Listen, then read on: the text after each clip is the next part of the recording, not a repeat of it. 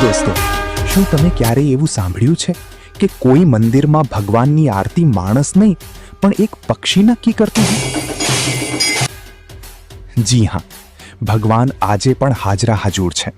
એનો જીવતો જાગતો પુરાવો ગુજરાતના આ અનોખા શિવ મંદિરમાં જોવા મળે છે.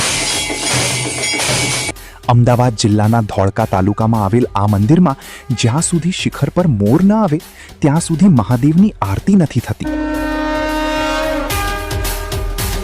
આવો જાણીએ આ ચમત્કારિક મંદિર પાછળની અદ્ભુત ભક્તિ ગાથા. આ અનોખું મંદિર અમદાવાદ જિલ્લાના ધોળકા તાલુકાના વટામણ ભાવનગર હાઈવે પર આવેલ વારણા લક્ષ્મીપુરા ખાતે સ્થિત છે, જેનું નામ છે શ્રી ઉત્કંઠેશ્વર મહાદેવ મંદિર. આ પવિત્ર ધામનું ખાતમુહૂર્ત અને શિલાન્યાસ 16 એપ્રિલ 2011ના રોજ પેટલાદ રણછોડજી મંદિરના મહંત પરમ પૂજ્ય વાસુદેવજી મહારાજના હસ્તે કરવામાં આવ્યું હતું. આ મંદિરના નિર્માણમાં વારણા ગામના દરબાર સમાજ, લક્ષ્મીપુરાના કોળી પટેલ સમાજ અને આસપાસના તમામ શિવ ભક્તોએ તન, મન અને ધનથી મોટું યોગદાન આપ્યું છે. પણ મિત્રો, આ ભવ્ય મંદિર પાછળ એક ભક્તની 50 વર્ષની કઠોર તપસ્યા છુપાયેલી છે.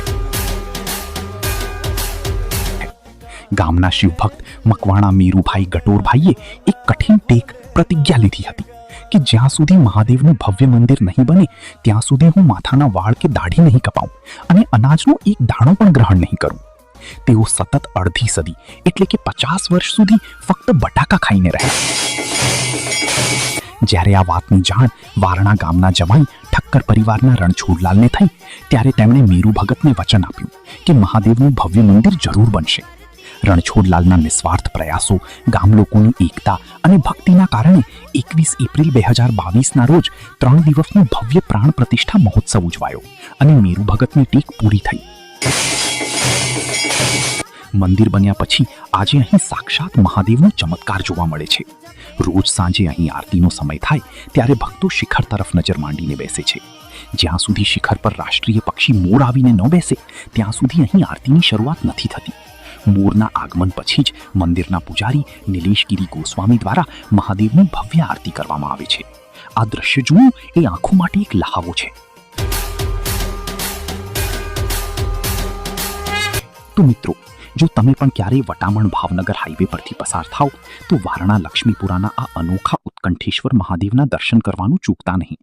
જો તમને ભક્તિ અને ચમત્કારની આ સત્ય ઘટના ગમી હોય તો વિડીયોને લાઈક કરો, શેર કરો અને કમેન્ટમાં હર હર મહાદેવ જરૂર લખજો.